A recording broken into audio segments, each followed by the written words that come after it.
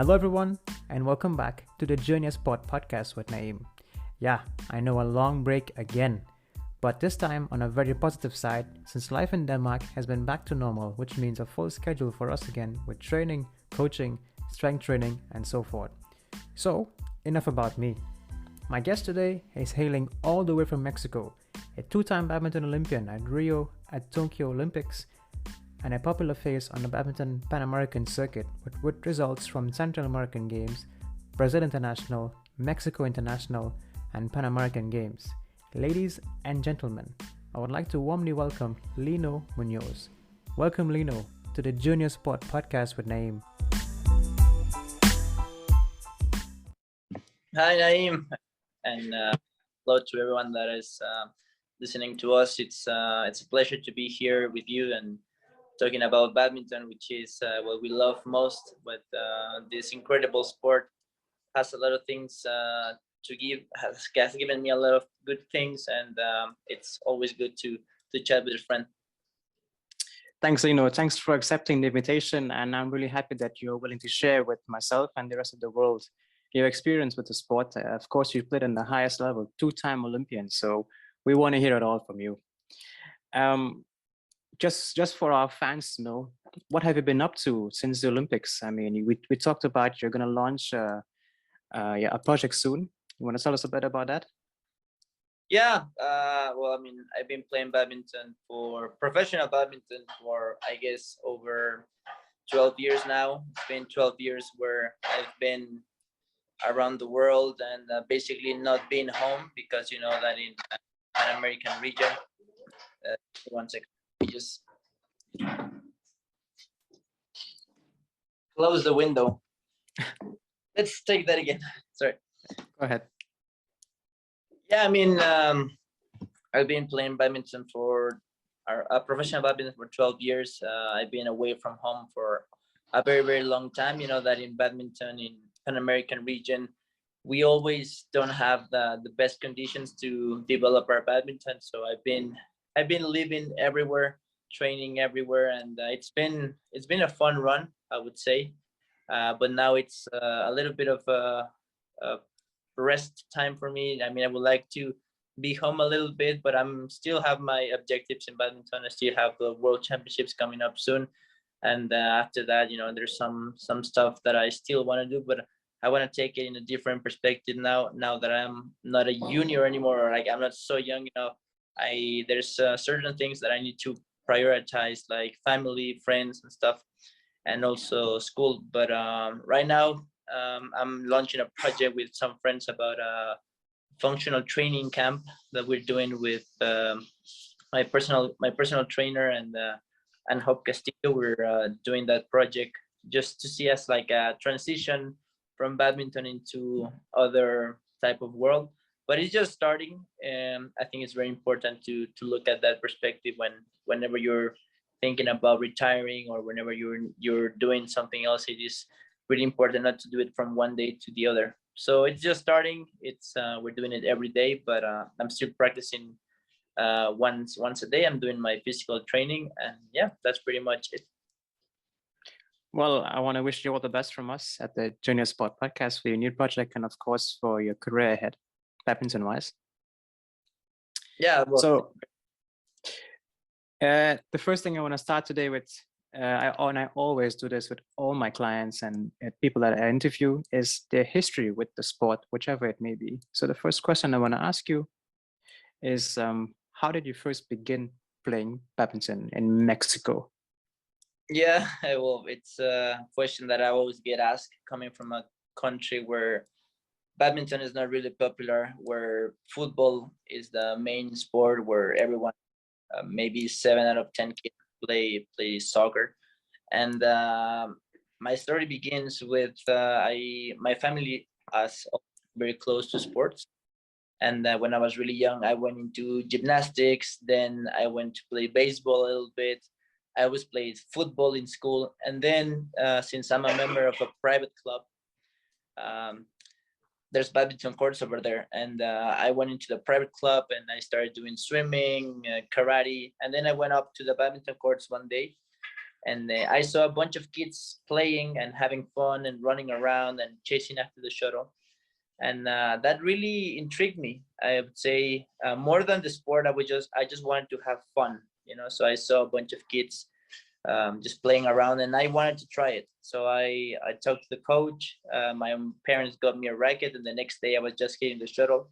I was 8 years old, and I never thought that that sport would change my life and my whole perspective about life. And so I started practicing one day every 3 days a week, and after that it became my life, you know. I started to win tournaments. I started to practice a little bit more, you know. I started to winning local tournaments, you know, club tournaments, and then like nationals, and you know, all the scale up. Yeah. Wow. So 22 years ago, it all began. Exactly. Who would have imagined? Yeah. Now this private club you're talking about, is it in your city, or do you live close to a badminton club? How far are you from all this action? No, I'm Mexico City, and my club is based in Mexico City, so that's why I could play badminton. Otherwise, I mean, I wouldn't have moved for badminton at that age, because I didn't know the sport. So it was like my routine was, I would go out of school at 2. I would just have lunch with my parents, because here in Mexico we have lunch around 2. And then I would go to the club around 4:30 for my badminton class. I would practice like maybe 1 hour and a half. I would play with friends, go back home, do some homework, eat, and then I'll be sleeping around like 10, 9:30, 10. And yeah, that was like my daily routine. Okay. So 22 years ago, when you first got involved in the sport and you were competing, did you have any major goals in mind, like you've accomplished already? I mean, Pan American Games, Olympic Games, Central American Games. When did all these thoughts come into play? No, I mean, to be honest, I started badminton because of the fun it produced in me, you know, just to have fun with friends and just running around, chasing the shuttle. Yeah, you know, it was mostly about that. I didn't even know that badminton was an Olympic sport. I had some notion about the Olympics because, you know, it's a massive event, and you see it on TV, and like my parents would talk about it and stuff. But I mean, my whole interest in badminton was just to have fun, and it hit me when I started to win tournaments that we have like junior nationals, and like I was doing okay and I was doing good, that I could maybe reach the next level. So I started to ask more questions and to see more coaches and stuff. And since I had that passion and that will and stuff, they told me that I should pursue that dream, that nobody else has done it, which was to make the Olympic Games. So when I was around 16, I moved to Canada to train in Calgary, because Artie Wiranara was there. He, you know, he was a silver medalist at the Olympics. He was you know, world #1 and stuff. And since he was there in Calgary, they had like an international camp training group and stuff. So me and another friend, we moved there. We coursed our first year of his, I think it was junior high or high school. I think it was high school, our first year of high school. And we got to train with a bunch of another kids, which, you know, in Canada, about the Pan Am region, they're the best country. You know, they're always winning team competitions, and they're always, you know, playing the top events. So for us, it was a great opportunity to be there with Artie and a bunch of other talented players, and we had a huge opportunity to excel our level. And then from there, I turned 17 and I moved to Asia. I was in Malaysia for like 7 months, where I played my first World Junior Championships. And yeah, from there, I mean, my career, I guess it excelled, and I had more clear about my ambitions and my goals about making the Olympic Games, which was my life dream. Just to ask, where in Malaysia were you training and staying? I was in Kuala Lumpur. I was in a club called New Vision. Actually, it's a funny story because I went to the tournament in Peru one time, and the Peru just hired a coach from Malaysia, and so he was a really nice guy. He is, sorry, he's a really nice. Uh, so I talked to him and I asked him about the possibility to move to Asia because I wanted to train there, and he said like, well, I can ask some friends and let you know about if you can move there or just go there for a couple months, right? So he contacted a friend, and then he contacted me, and I said like, you can go whenever you want, and this is what they will charge you and stuff like that. By that time, I was 17. I had no idea where Malaysia was. I had a different impression about Asia. I had really, the world was so small for me, coming from Mexico, and, you only know like US and like part of America and stuff and Europe, but to go to Asia is just a little bit further. And so I had no idea where Malaysia was. And it was shocking to me just to move to the other side of the world for badminton. But, I was thrilled. I was motivated. I just had won the nationals, junior nationals, and I was uh, a senior champion in doubles with Andres Lopez at that time. So we had that right mindset, and we were motivated to keep pursuing our dreams. So I went to Malaysia. At the start, I was only going to be there for 2 months, but I really liked it there, and they taught me a lot of good things. And I think that like the base of my game is really from them.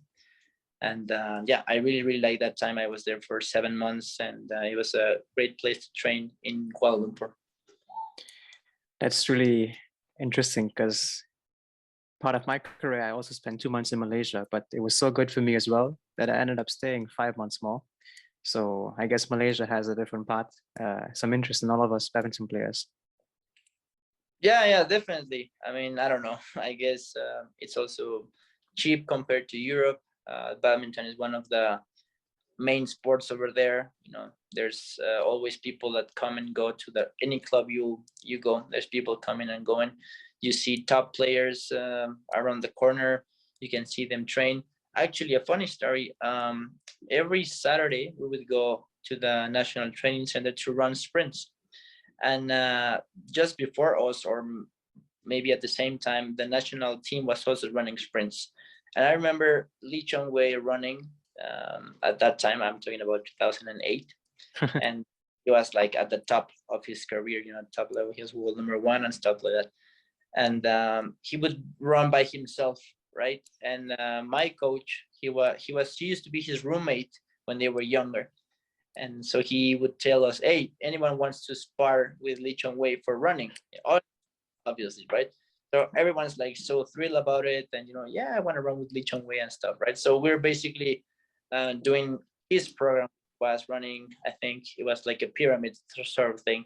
I think it was like 200, 400. No, it was like 100, 200, 400, 800, and then down. So you had to do that with Lee Chong Wei, and we were obviously, I mean, kids are like 8, and we're just running our asses off, and he's pushing, but obviously he's sort of like sustaining, he's maintaining his stamina. He's not running as fast, but it was nice to be with him. He gave us some pictures, some autographs, and it's like pure motivation when you see him on TV, then the next day winning tournaments and stuff. So it was nice.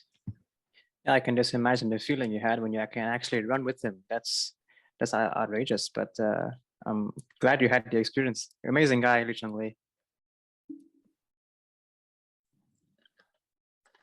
So one of the questions from your fans when I posted this questionnaire on Instagram was, what is the popularity of the sport in Mexico? Now you mentioned that 7 out of 10 players play badminton, but how popular is, 7 out of 10 players play soccer or football, but how many players estimated does Mexico have for badminton? Yeah, I mean, badminton is not very common. One of the problems that we have is that it is a big country, and I guess we will have the facilities to put badminton into the gyms and stuff. But one of the things is that we don't have I would say the knowledge. There's people that know about sports or about like physical education, but they don't know about badminton. So that's really, really hard to get kids started to play badminton. There is, I would say, from in the whole country, maybe I would say more than half of the country plays badminton, a little bit like maybe like 20 states, or I would say out of 32 or 20 states are like a lot.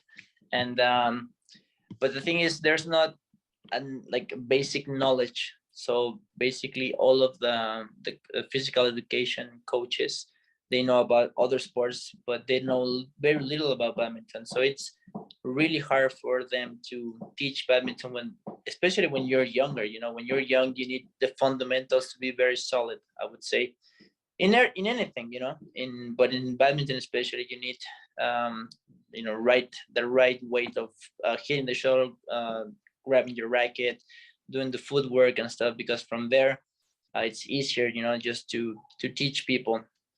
But I think it's growing a little bit, I guess, with things like us being in the Olympics and winning medals at Pan Am Games and Central American Games and being World Championships. It's obviously being more relevant, I would say. Definitely, there's a lot of things we still need to do, like we talked about earlier. We don't have a national training center. You know, I mean, I would say it's ridiculous that a country in Mexico, which has the facilities, that we don't have a national training center where players that, I don't know, can come, or where they are already 16, 15 years old and they're developing, they can come and, you know, from there excel, you know, where they could train with the older people and become better. So one of the problems that we have is that we always have, let's say, good juniors, but then they get lost because there's not a program, there's no support from them. So every year, I think we lose around like 12 or 10 potential good kids that could, you know, be better players in the future. But that's one of the things happens in Mexico. We talked about not having a national center. So then how is the setup? I mean, are you all training in different cities by yourself? Do you have a coach? So for example, Sabina Solis is here and she was training in her city before she came. You're training in Mexico City with Hop Castillo, as you said. So, and you're in a private club. What about people like Haramara Gatan and Andres Lopez? What about those guys and other juniors as well who are coming up? Luis Montoya. Where are all these people training? These are talented people that the Mexico can produce high-level athletes with. So, what's the plan for them, if there is any, and how does it work in Mexico? Yeah, so basically it's a very good question actually, but there's actually three main cities in Mexico City, or like biggest cities in Mexico City. One is Mexico City, then you have Guadalajara, and then you have Monterrey, which is at the north of the country. So those three countries have the better facilities. They have a little bit more budget to deal with like shuttles and like facilities, and to provide trips to their athletes to play some tournaments and stuff. So basically, these three cities have more coaches and more facilities to play with. So let's say in Monterrey, they have a really, really good facility, a bunch of coaches. Kevin Cordon was training there before the Olympics. They have a really good setup there because they have all the support from the state, and they have amazing facilities and some good coaches over there. Aramara trains also there, and in Guadalajara there's also like our national coach Salvador, which he has the coaching level 3. He was an ex national player, and he has developed a bunch of good players over the years. They have a really good setup there where the courts are only for badminton. They have shuttles. They have a good setup there. And in Mexico City, there's a bunch of private clubs. So we have around like 5 or 6 private clubs where, let's say you have like, I don't know, maybe 1 or 2 kids that are really, really good, and then they can play with them, you know. So those are the difference between the most powerful cities in Mexico City, and then the other cities, they barely have time or spaces. They have kids, they develop kids, but they don't have the whole knowledge, or they don't have the support. So you can imagine in a country that there's 130 million people, that there's, I don't know, I would say, and this I'm not sure about the amount of players we have, but I would say that there's around like 5,000 players that play badminton. And then the kids, they get lost, when they're 14, 15, they get lost because they don't, either they have to move to, I don't know, one of these cities, or they have there's nothing for them in their states. Yeah, it is unfortunate because in my junior years, I can recall some names who I was on tour with, and now they are just, talented players, good guys and girls, but they don't just play anymore because, like you said, they got lost. And sadly, it happens in many countries, I believe, in the Pan American region as well. A good example, of course, is Trinidad and Tobago, where I'm from. A lot of players enter the senior category and no motivation, and we also get lost because there's no setup as well, no national training, and so it's hard to put up with. But like we talked about earlier, it's an effort that we have to make ourselves. A lot of sacrifice that we got to deal with. Yeah. So Lino, I want to change things up a bit and get into more about your development as an athlete and a person as well. So a few minutes ago, you mentioned that you were in Canada, Calgary to be specific, and Kuala Lumpur for training. So where else have you been seeking stints in your career? So yeah, I've been in Canada, I've been in Malaysia, I also been training in Australia for a little, for a little bit. I had the opportunity to train there for a couple months with the national coach of Korea for girls, Ji-hoon. She was, I think she got married to a guy who lives in New Zealand, and they had their badminton academy over there. So I went to train with her for a couple months, and it was an incredible experience. She has so much knowledge that obviously in 2 months, it may be like a long time, but in badminton terms, it's not really long. I've been training in Indonesia. I was also at Taufik's academy for like a month and a half. And yeah, I have different perspectives about trainings.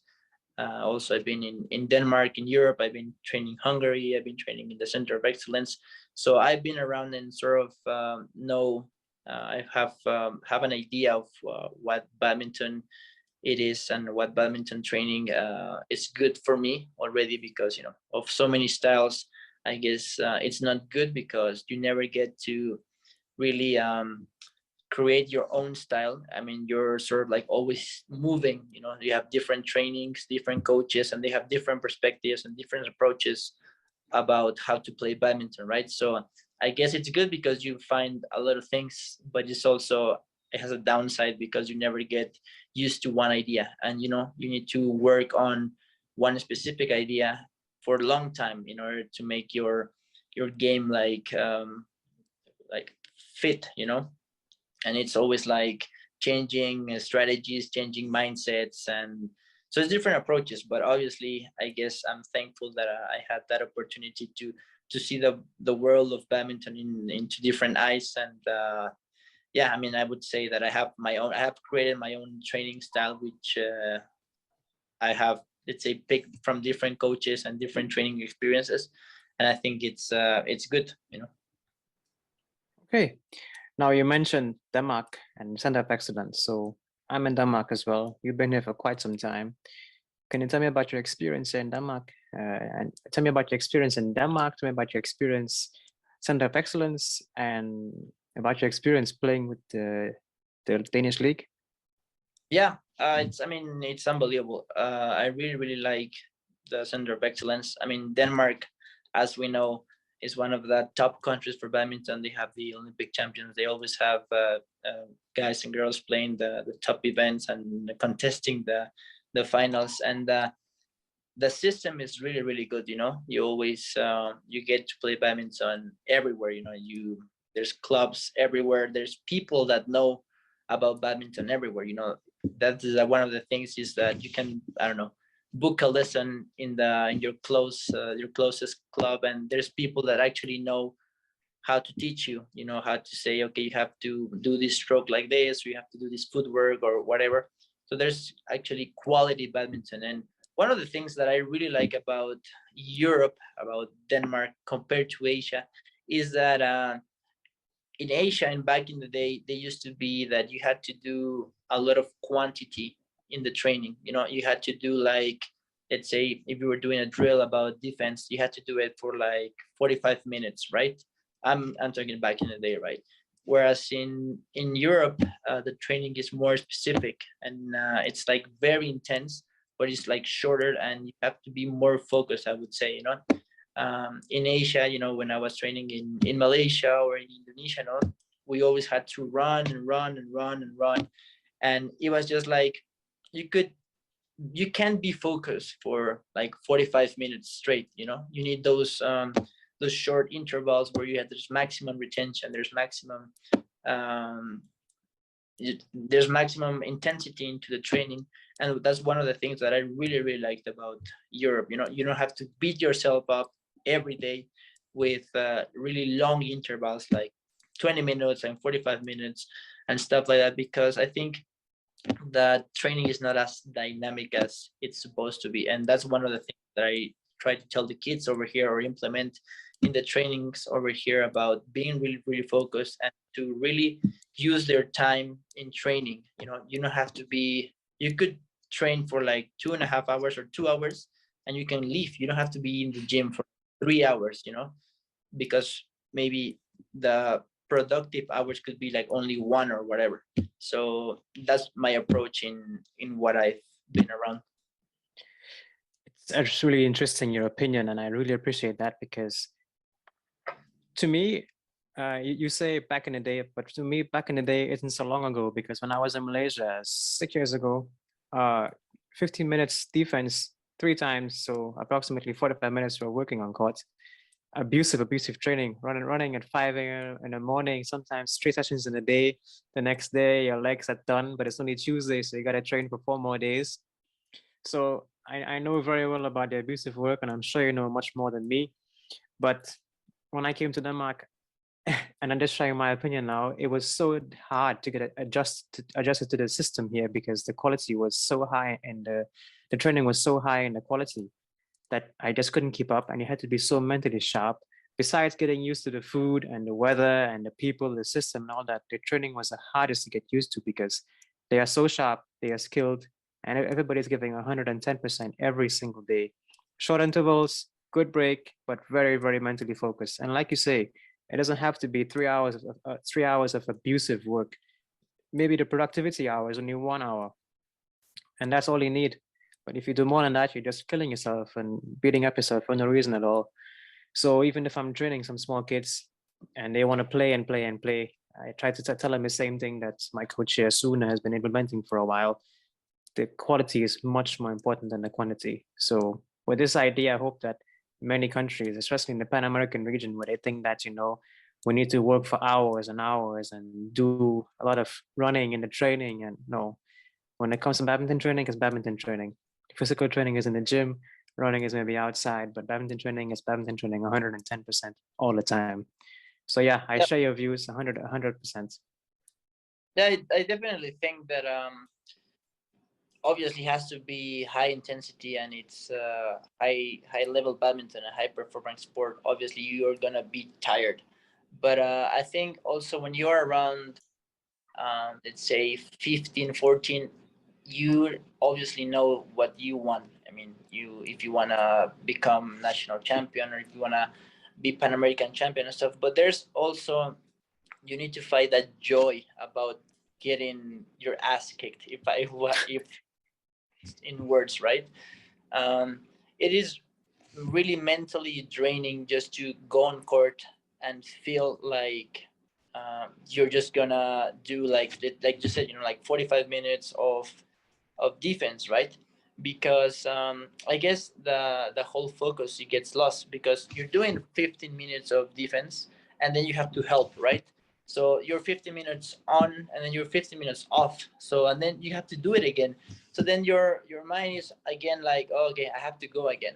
Instead of doing, okay, let's do 3 minutes super high intensity and then another 3 minutes and then change and stuff. So I guess like the focus, it is always there and you're not really resting, you're helping, you're going on to do the exercise and then you're coming off and you're always like sort of like on the move, and the intensity, it's like it's always there. And that's something that the kids or like the young people need to know. Better to be 1 hour of really high intensity than 3 hours of maybe just 1 hour of productivity, I would say. Yeah, of course.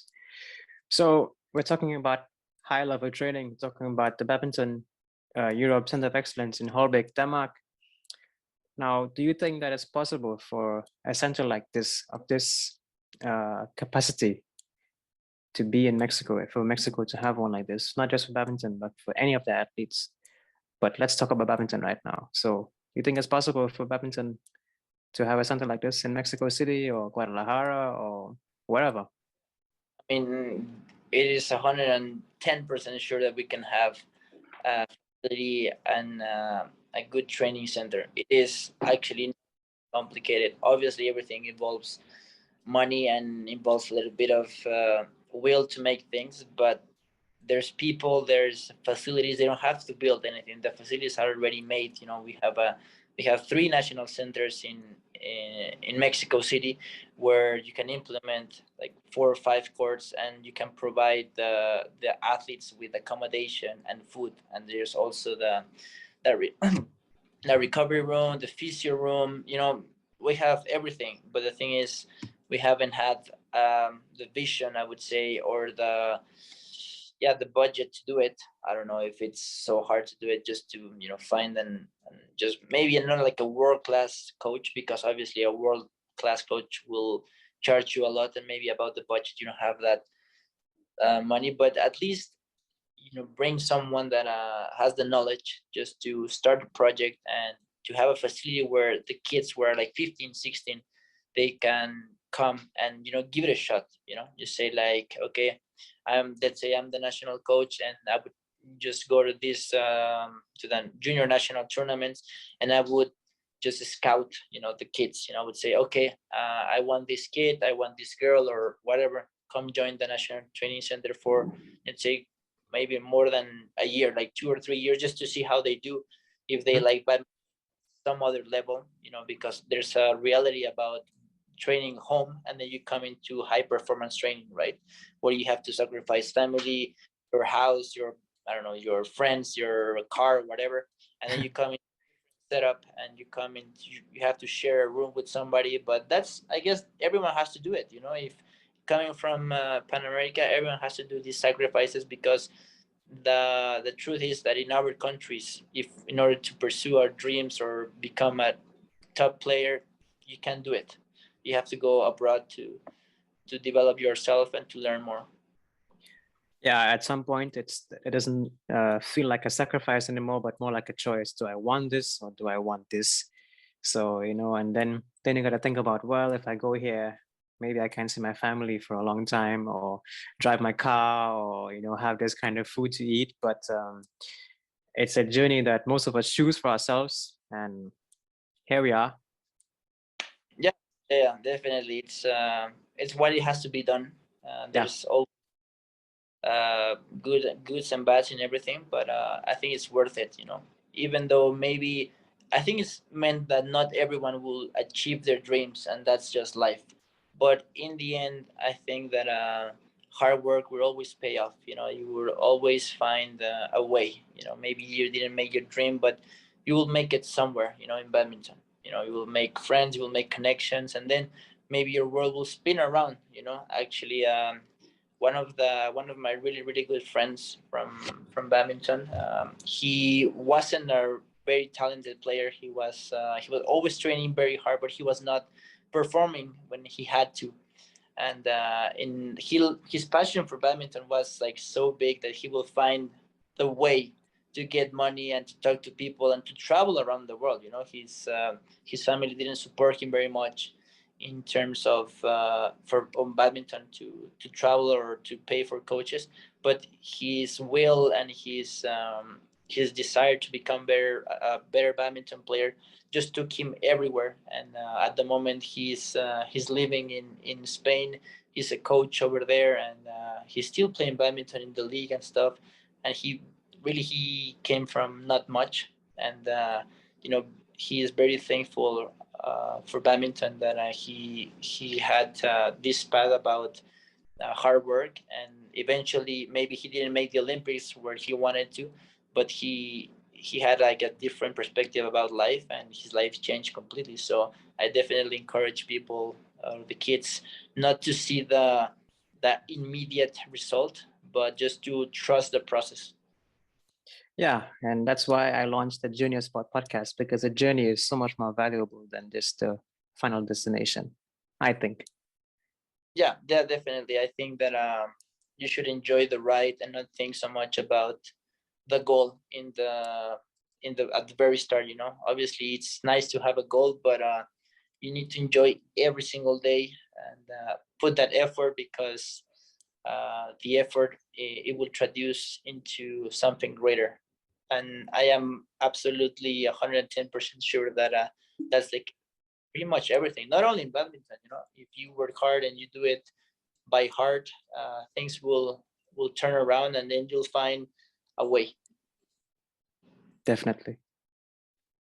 So the last question I have for this small segment is about Badminton Panam. Now, they have a lot of things going on, a lot of camps in different countries and stuff, but what can badminton, as a two-time Olympian, and just to be clear again, you are the first badminton player to make it to the Olympics, is that right? Yeah. Yeah, In, so for a man in yeah. Mexico. Okay, so who was the woman? We had our first appearance at the Olympics in 2008. Her name was Deyanira Angulo. And after that, another girl made it to London, Victoria Montero. And then me, I made it in 2016. I tried to achieve my goal of being at the Olympics for London. I did the Olympic run, but I wasn't really at my best level. Mentally I was not there yet to make it, so I fell short. And then for Rio, I made it with a different perspective, and I had like different. I was more mature. My body was still fit and everything. So yeah. Okay, so being the first male contender to Olympic Games, what do you think Badminton Pan Am can do for Mexico, development in Mexico? I think badminton Panam, more than just for Mexico, they really need to think about developing more players. For example, right now I feel like I don't know.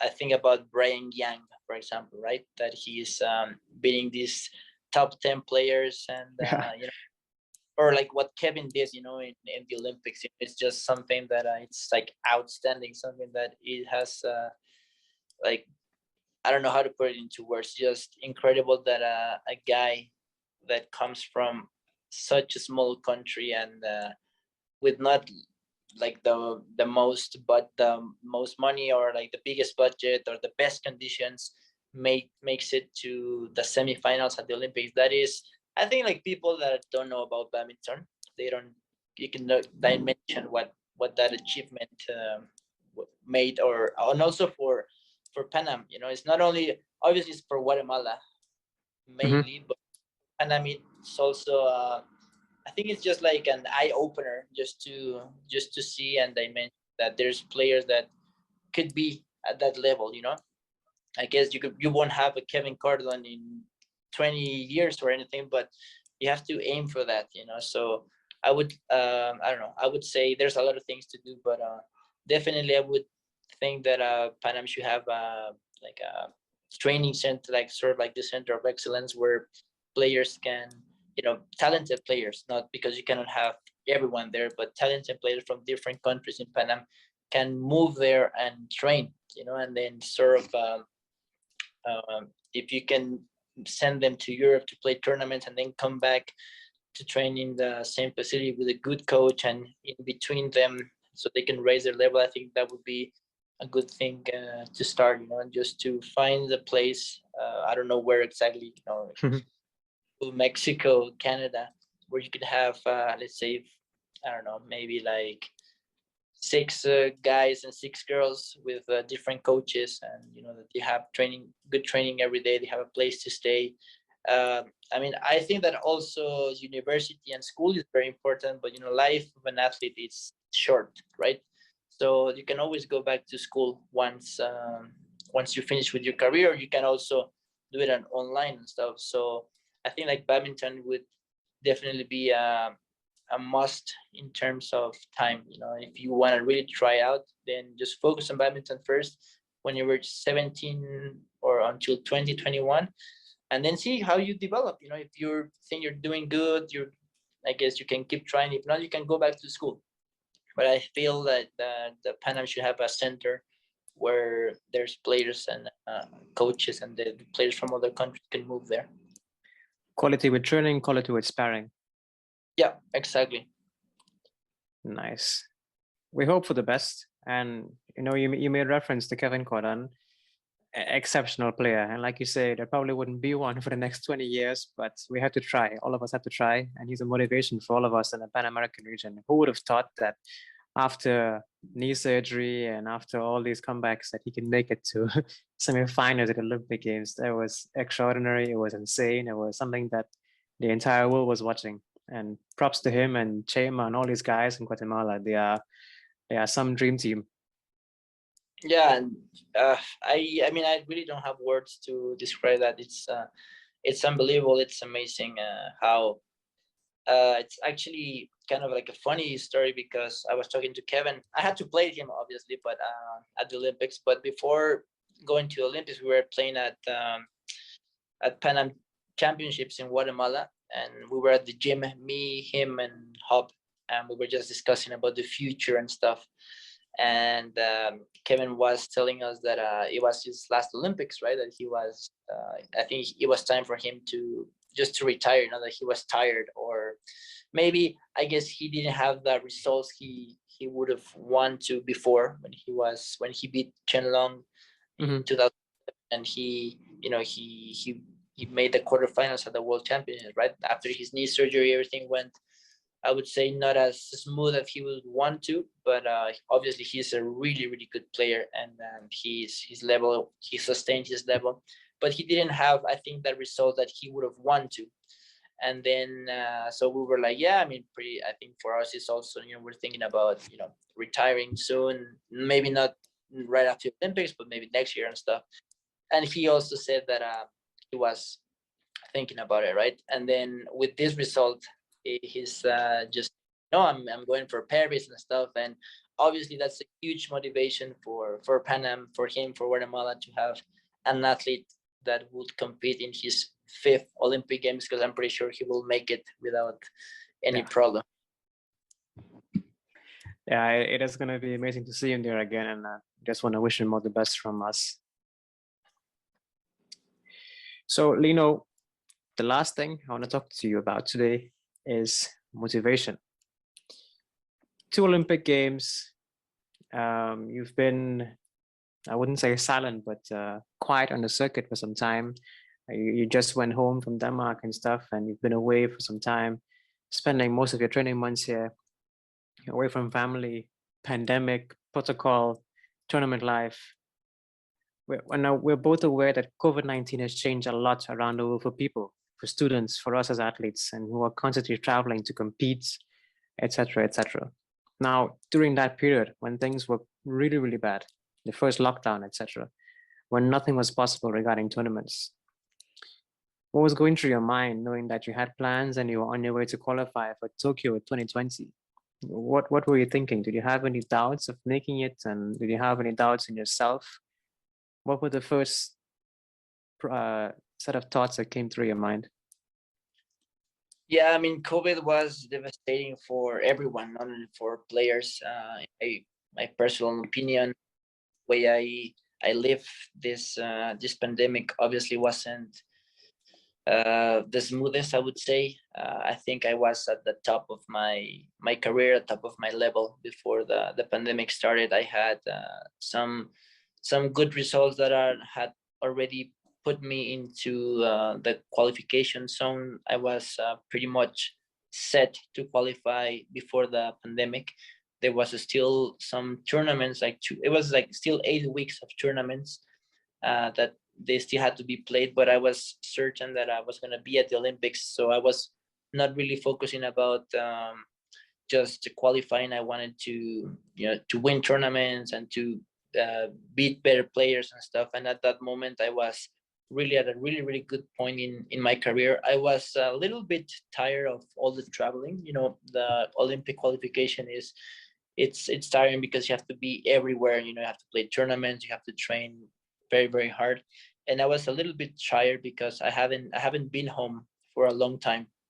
I was training in Denmark since September from 2019, and I hadn't gone back home. So I was like 6 months away, and I was a little bit tired. So when the pandemic started, and then that everyone had the option to stay there at the Center of Excellence or go home. Obviously, I didn't think about it, and I said, okay, I'll just go home. To be honest, I had no idea. I didn't dimension how much time this pandemic would take, from us. I was in another pandemic before when we had this H1N1 and in Mexico, and there was a lockdown for like 2 weeks, right? So I was also thinking about that, that I would go home for a couple weeks and then I would come back, So I was like, yeah, I think it would be good for me just to be home, rest a little bit and be with family and friends and then just go back on track. But then days turned into weeks turned into months, and there was no light, outside of the tunnel. We were just really in Mexico. We were just locked down for months and months. There was nothing that we could do. Europe actually started opening things before, in around like late May, the beginning of June. And I stopped playing badminton for around 6 months. I didn't play badminton for 6 months. Obviously, I was doing my everything I could. I was doing like gym and I was doing my functional sessions in my house and stuff. But obviously, it's not the same, But you're basically training twice a day, like 5 hours a week. Sorry, 5 hours a day.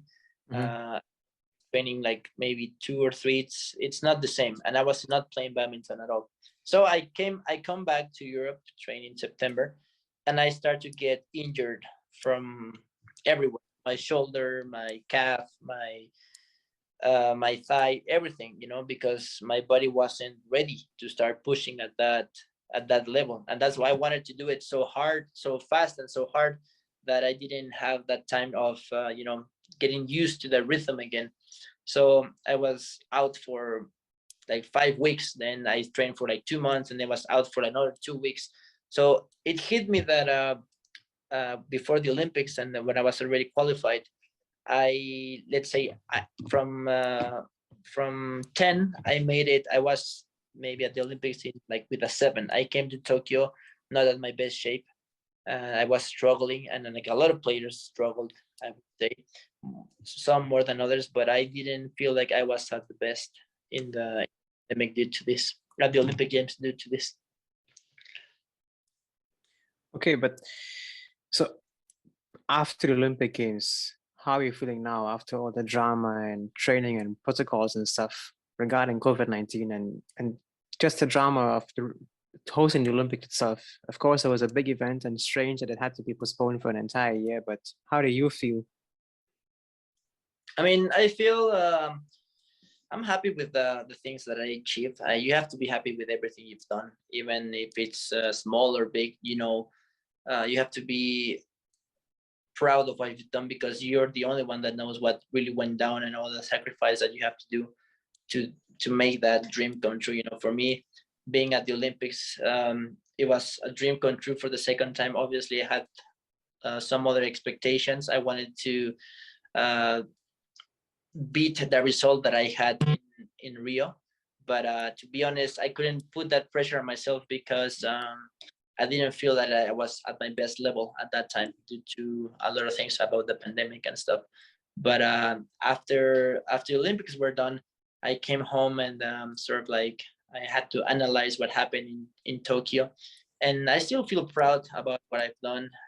All the kids here and people sending messages about that they are with you, that they are just rooting for you, and that people saying that, hey, Lino, I want to make the Olympic Games one day like you and stuff. So that's very, very fulfilling to be in 2 Olympics in a row. For me, it's definitely a life a dream and something that I didn't think about when I grabbed the racket for the first time.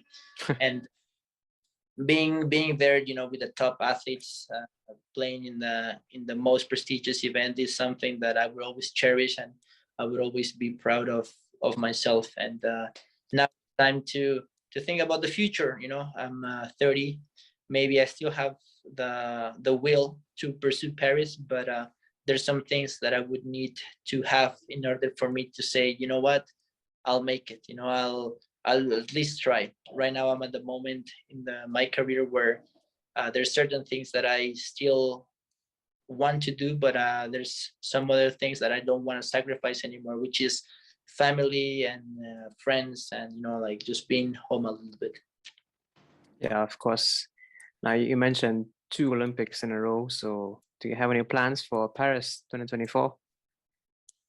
At the moment, I cannot say make it, or I will try, because like you said,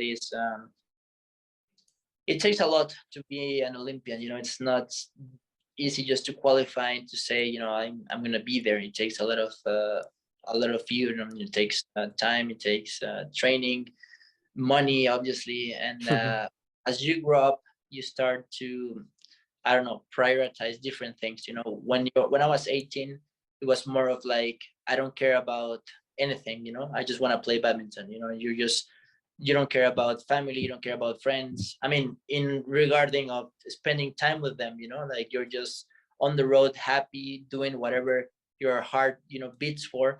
And as you grow up, you find different things in life. There's things that you would still like to do, which are part of me, which is badminton.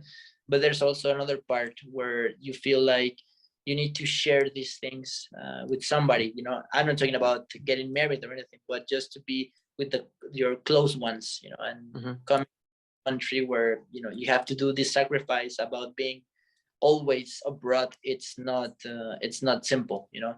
The thing about Europeans is that, yes, they have their setup, they have their training and stuff, and they're always traveling, but they always get to come home. They always get to, okay, I'll be playing 3 tournaments in a row, but then they always come home to their family and to their friends and stuff.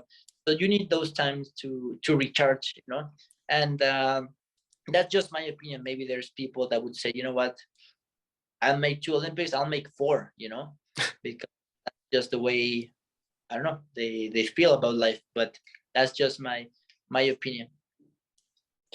Okay, and now we talk about recharging.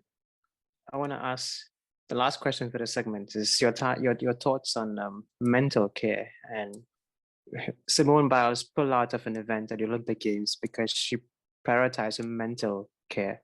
What are your thoughts on that? I completely agree with her. I mean, it was shocking to see her pulling out of the finals when she's a favorite and stuff. I guess coming from there's like different types of expectations when you're an athlete, right? And let's say when you're like Kenta Momota, you have the world on your back, wanting you to win games and to win the Olympics and stuff, right? In this case, like Djokovic, Simone Biles and stuff, they have extreme pressure. Have a lot of pressure about making everything perfect, because they've put the sport or the bar of sport in such a high level that people get used to just them at their best, right? Yeah. They forget that they're humans also, right? And you're also allowed to have flaws, and that you're also allowed to be demotivated, or be at show your best your best version every day, right?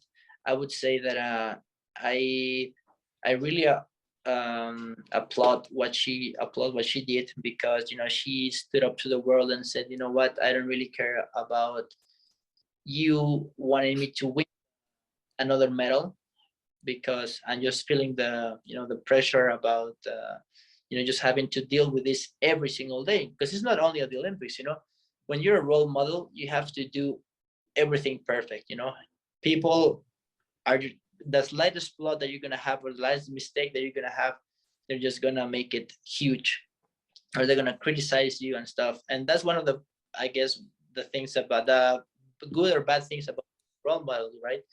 Because there's so many people that are looking to you as the perfect version of a human being, and they're inspired and stuff. But I mean, I guess it's the path you choose, but it's also a little bit of a slavery, because you're also allowed to, I don't know, I'm just throwing an example here. You're also allowed to go, I don't know, to get drunk one time, I don't know, or just to do something stupid, right? Like, because we are humans, I would say. And since you're a public figure, you can do these things because the eyes of the world are on you. So to say, just to, stand your ground and say, you know what, I'm not feeling it today, I think it's very valid. Yeah, definitely. I also agree with her because, like you say, we are all human, and at some point, it becomes too much mentally, physically, emotionally, and we need to give ourselves that time for self-care, if you want to put it like that, or rest, or a break. Sometimes, I mean, sometimes here, even the weekend or one day off or one session off feels good because you just need that time away from the abusive work that you keep doing all the time, day in, day out. So I definitely agree with Simone Biles. So, Lino, that comes to the end of all three segments. And the last thing I want to ask you is 5 rapid fire questions. Are you ready? I'm ready. Okay, so question number 1 is when are you most productive? I would say at night.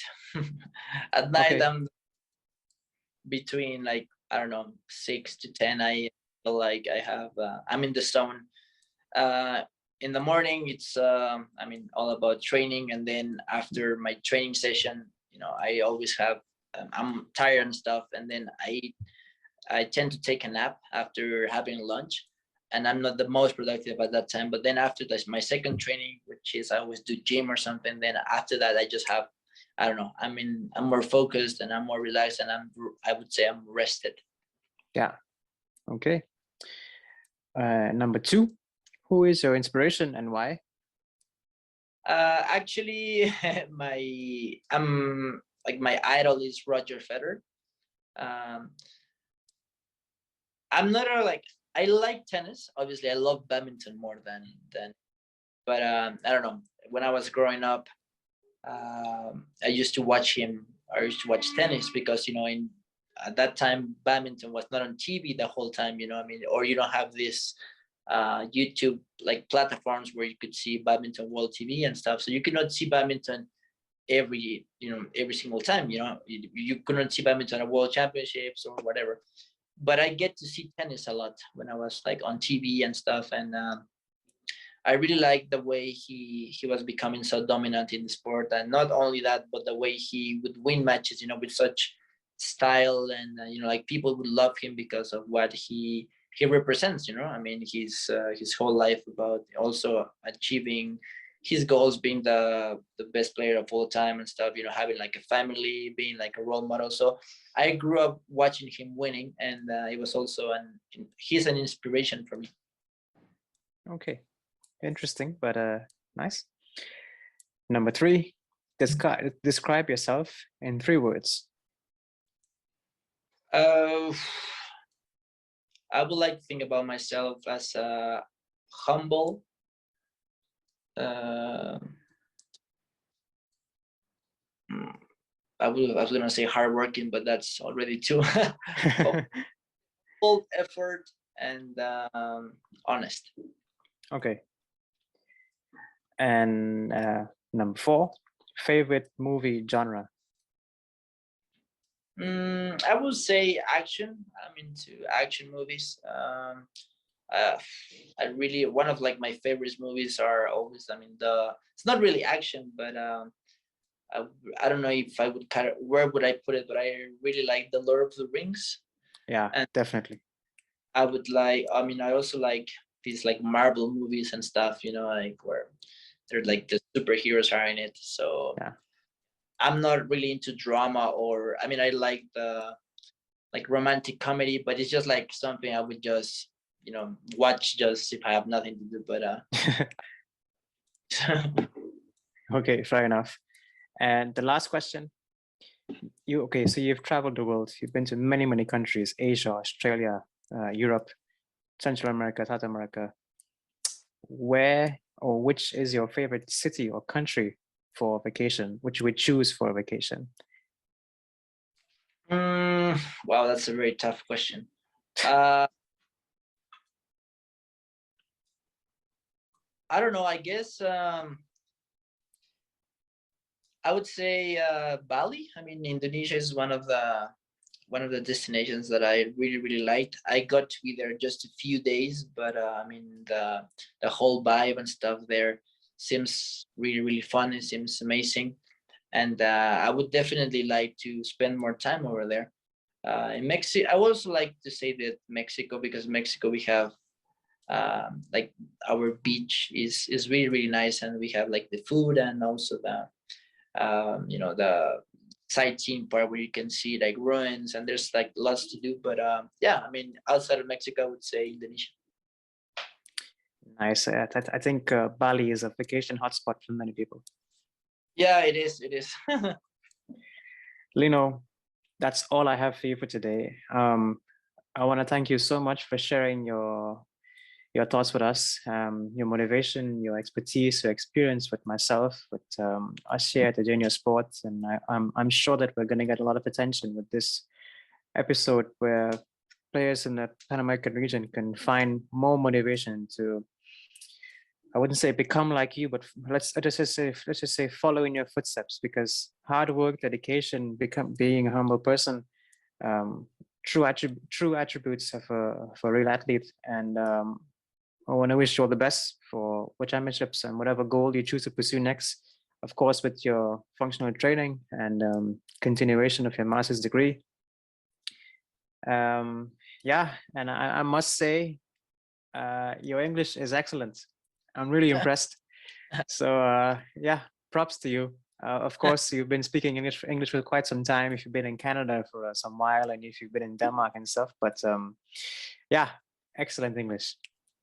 I think no, I'm really, thankful about the podcast. Thank you for contacting me. It's always a pleasure to talk about badminton, and obviously, I think there's still something I need to give back to badminton.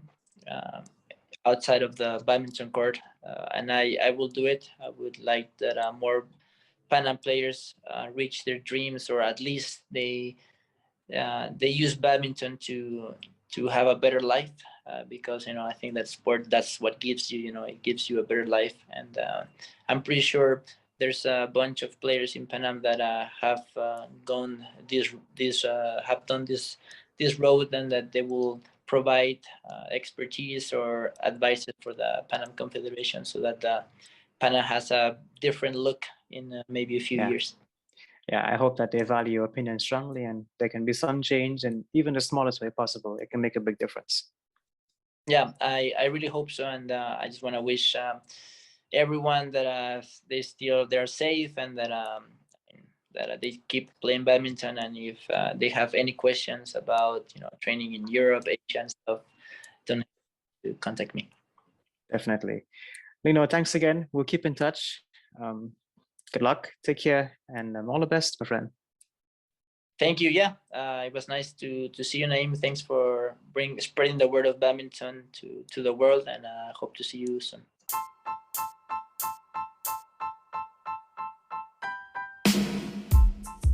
Well, guys, that's all from us here today on the Junior Sport Podcast with Naeem. I hope you enjoyed and can learn a thing or two from Lino's journey as a professional and ambassador in the badminton world. we wish Lino all the best once more in his future endeavors. A share goes a long way, so we'd appreciate any publicity from you. Remember, feedback is always welcome, so feel free to let me know what you think I can do better. With that being said, good luck and goodbye for now.